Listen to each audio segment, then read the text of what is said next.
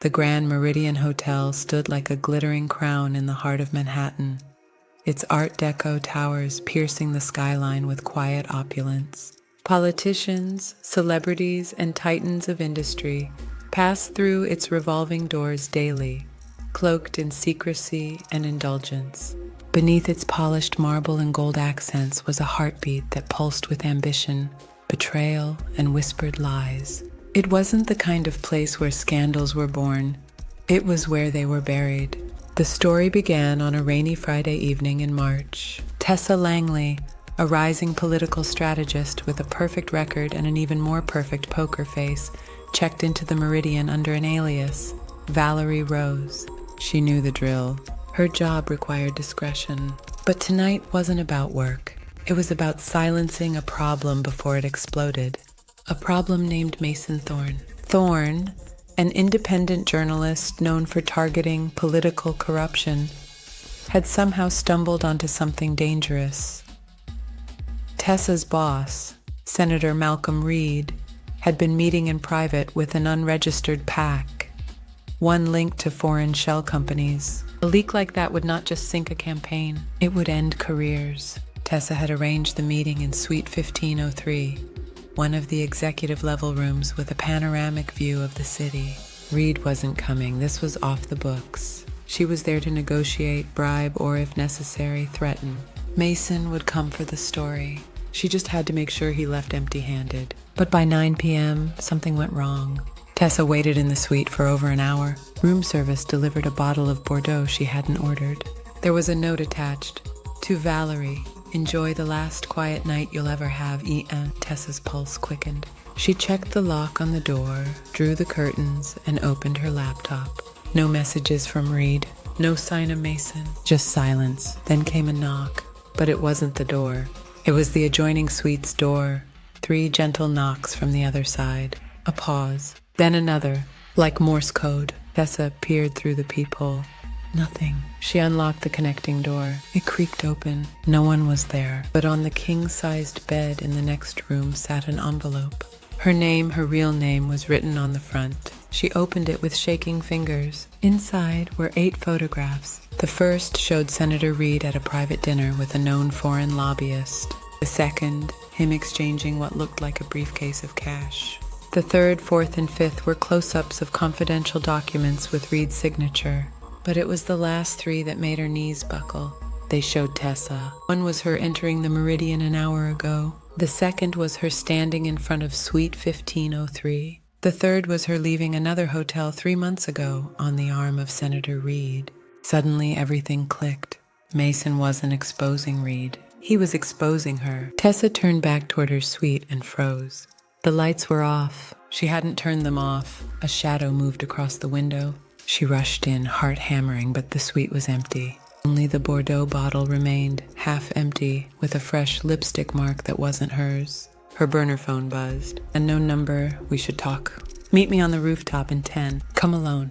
She considered calling security, but she knew it was useless. If Mason had proof, if he had access to hotel cameras, staff, and her movements, then this went deeper than she thought.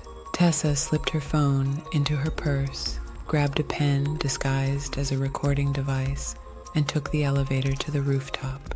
The rain had stopped. The wind bit at her skin, and across the rooftop terrace, under the red neon glow of the hotel's sign, stood Mason Thorne.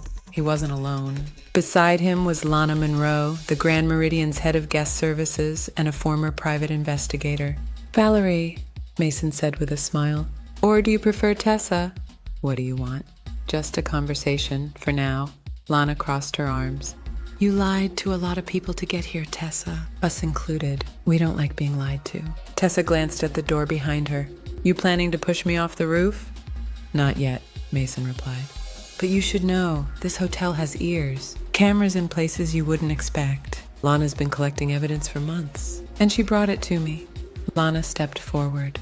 The Meridian's been laundering money through offshore reservations. High-priced rooms booked, never used. The funds trace back to Reed's donors. We know. Tessa tried to stay calm. Then you already have your story, Dot. Why drag me into this? Because you're the missing link, Mason said. You're the one who ties Reed to the hotel, Dot. and I need your help to bring the whole thing down. She shook her head. I'm not going to prison for you. You might go to prison if you don't, Lana said.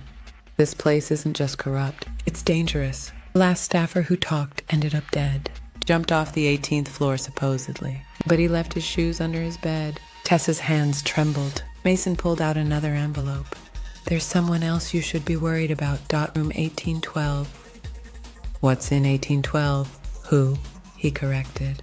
A man named Rafiq Halem, arms dealer, booked under an alias. Connected to Reed through those PAC donations. He's checked in tonight. Tessa's world narrowed. Why are you telling me this? Because we need a mole, Lana said. And you're perfect. Mason leaned closer. You've already risked everything, Why not choose the right side? Tessa looked between them, then nodded. And that was the moment she stepped off the ledge and into the shadows. The morning after the rooftop meeting, Tessa woke in a haze of adrenaline and dread. The plush bedding of Suite 1503 did little to comfort her as the gravity of the previous night settled in. Mason and Lana had given her an ultimatum. Play along and expose the corruption from within, or be exposed herself. She was cornered and worse, alone. She dressed in a tailored blazer and heels, channeling the persona she wore like armor in DC, the controlled professional fixer. But inside, every nerve screamed with the chaos of uncertainty. Her phone buzzed, a text from Mason. Room 1812 checks out today at 11. We need everything you can get before then. Lana will stall him at the front desk. Her hands trembled as she tucked the phone away. This wasn't negotiation anymore. This was espionage. Tessa made her way down the hallway, scanning the numbers until she found 1812. She slid the master key card Lana had given her into the slot, praying the green light would blink. It did. The suite smelled of cologne, cigars, and something metallic. The curtains were drawn tight. No one was inside. Quickly, she pulled on latex gloves and began searching. The room was a mess. Unmade bed, discarded clothing, and an open laptop humming quietly on the desk. She clicked through the files. Receipts, encrypted communications, surveillance photos of Senator Reed, even files labeled with Reed's initials. One folder was titled Operation Meridian. Inside were documents that chilled her.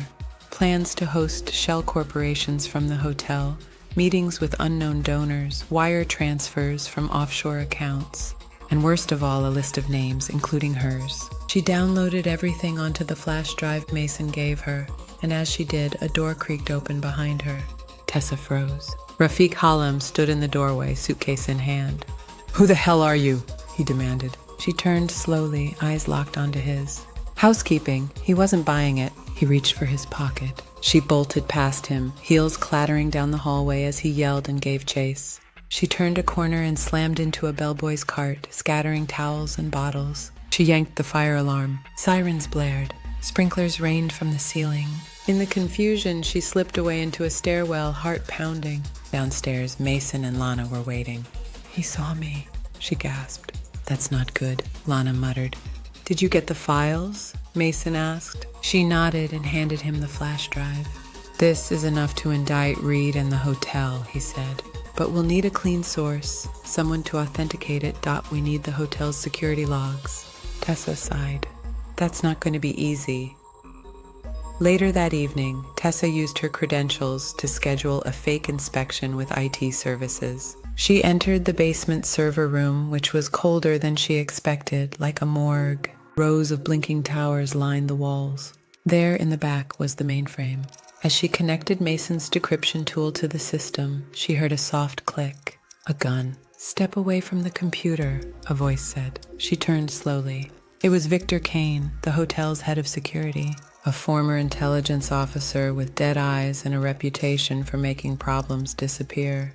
Miss Langley, he said, you really should have stayed in Suite 1503. She raised her hands. You're making a mistake. He chuckled. No, I'm cleaning one up. A struggle ensued. Tessa grabbed a metal rod and swung, connecting with his arm. The gun fired, shattering a server tower. Sparks flew. She kneed him and ran, ducking behind racks of equipment as security alarms blared.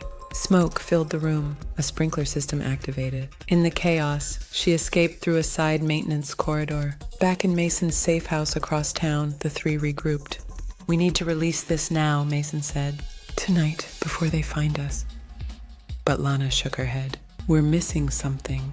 The shell companies aren't just funding Reed. They're laundering money for someone bigger. There's one more name we haven't traced. Tessa leaned forward. Who? Lana opened a file. The name on the document stunned them. President-elect Harrington.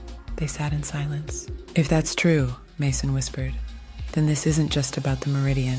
It's about the whole administration. Tessa stood. Then we'll need a bigger audience. What are you thinking? Lana asked. A press conference? Mason suggested. She shook her head. Bigger. The Meridian hosts the annual Liberty Gala tomorrow night. Everyone will be there, Reed, Harrington, media, donors. If we leak the data there, no one can bury it. Lana hesitated. That's dangerous. So is everything else we've done. Mason smirked. I like it.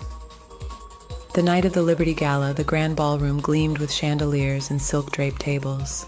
Champagne flowed. Laughter echoed. And behind it all, Lana, Mason, and Tessa moved like ghosts through service hallways. Tessa wore a gown with a hidden camera sewn into the necklace. Mason was disguised as a valet. Lana had slipped into the AV room earlier that afternoon. At precisely 9 p.m., as Senator Reed took the stage, Lana cut the feed and played the video. A live broadcast of evidence, photos, voice recordings, Reed's deals, Hallam's files, Tessa's infiltration, gasps, screams, panic. Reed froze, then bolted. Security chased him, but Victor Kane appeared, gun drawn, and opened fire on the ballroom ceiling. The crowd scattered. Lana hit the lockdown switch. Doors sealed. Police sirens howled outside. Kane made his way to the AV booth, but Tessa was waiting. She slammed a fire extinguisher into his side. He staggered. Lana tased him. Police stormed in. Reed was arrested trying to flee through the kitchen. Hallam was found in his room, ready to vanish. Tessa, Mason, and Lana stood amidst the chaos, soaked in sweat and relief. We did it, Mason whispered. Tessa nodded. But it's not over yet, because scandals like these don't end with arrests. They begin with them. The media frenzy following the Liberty Gala was unlike anything the country had ever seen. News anchors scrambled to piece together the timeline. Hashtags trended globally. Senator Malcolm Reed, once a frontrunner for vice president, was now a disgraced criminal under federal indictment. His mugshot graced every screen. But Tessa Langley knew better than to celebrate. She watched the coverage from a hotel in Queens, far from the Grand Meridian, her nerves shot and her future uncertain. Lana paced the room, chain-drinking espresso. Mason, meanwhile, had vanished hours ago on a lead he wouldn't share. We should leave the city, Lana said, peeking through the curtains. Go underground. Lay low. We can't, Tessa said. There's more to this. Harrington hasn't made a statement. The DOJ hasn't touched the offshore accounts. Reed's arrest is just a pawn being sacrificed. Lana narrowed her eyes. Then what's next? Tessa didn't answer. Her phone buzzed. Unknown number. Meet me where it all started. .15 the floor. Bring the drive. She stared at it. It's Mason. You think it's safe? No, but I think it's necessary. Suite 1503 had been cleaned, wiped of all trace of the past. It smelled sterile now, like bleach and cover-ups. Mason stood near the window, pale and tight-lipped. You have it? He asked. Tessa held up the flash drive. What's going on? He took a deep breath. There's another player, someone above Reed, above even Harrington. I found a trail, calls placed from Harrington's office to a private line routed through Switzerland. Who? Corporate lobbyist, name's Evelyn Cross. She's CEO of a defense contractor called Aegis Holdings. Lana walked in behind them. Why would a defense company bankroll Reed's pay-see? Because Aegis is about to get $1 trillion contract, and the only thing in their way was a Senate ethics committee run by Reed. Tessa's eyes widened. He wasn't just part of the machine, he was the machine. Mason nodded. Cross bought silence, influence, and immunity. And she's still out there. Reed's arrest? It was a sacrifice to protect her. Lana leaned against the wall. So how do we get her? We make her run, Mason said. We leak a fake story, say Tessa flipped on Harrington and Cross. They'll panic. Someone will move the money or delete the wrong file. That's risky, Tessa said. If they find out it's fake, we're dead. We're already marked. May as well go loud. The fake leak dropped the next morning. Within hours, rumors circulated that Tessa Langley had agreed to testify before Congress. Cross's stock tanked, and then, just as Mason predicted, someone tried to move $500 million out of a Cayman Island account into an account under a dummy corporation in Belize. It was enough. FBI agents intercepted the transfer and linked it directly to Evelyn Cross. But things didn't end cleanly. Tessa was walking down Fifth Avenue later that day when she noticed a black SUV idling too long. She ducked into a bookstore. The SUV crept past. 10 minutes later, it was back. She knew then. "They found us," she whispered to Lana over the burner. They switched hotels 3 times. Mason went dark. Lana set up surveillance in their room. On the 3rd night, someone tried to breach their door, posing as room service. They escaped through the laundry chute. From an abandoned parking garage in the Bronx, they reconnected with Mason. He was bleeding from the arm. "Car bomb," he said. "Didn't go off fully, we're out of time." Tessa held his face. "We need to finish this, now." Lana pulled out the last piece of the puzzle, a voice recording from Evelyn Cross herself, pulled from an intercepted call. In it, she said, "Let Reed take the fall. If Langley talks, we bury her. We still own the courts." That was it. The final nail. 3 days later, the trio held an underground press conference, streamed live across the web. They aired the voice recording. They showed the wire transfers. They named Evelyn Cross. Within hours, public pressure forced the DOJ to open a formal investigation. 2 senators resigned. Harrington held a press briefing, then disappeared from the public eye. Cross was indicted a week later. The Grand Meridian shut down indefinitely, and Tessa Langley vanished. 6 months later, in a quiet coastal village in Portugal, a woman with short auburn hair sat outside a cafe, reading a newspaper. The headline read, "Whistleblowers Rewrite DC Landscape." She smiled. Anna stepped out of the cafe and joined her. "You really think this is over?" Tessa took a sip of coffee. "No, Dot, it's quieter now." "You miss it?" "Every day, but some things are worth walking away from." Lana laughed. "I can't believe we made it out." Tessa looked toward the sea. "We didn't. We're still in it, just better hidden." A shadow passed over them. Mason walked up with a bottle of wine. "Ladies," he said, "shall we toast to ruining careers and dodging assassins?" They laughed. The storm had passed, but the game never truly ends. Not when the players still remember how to play.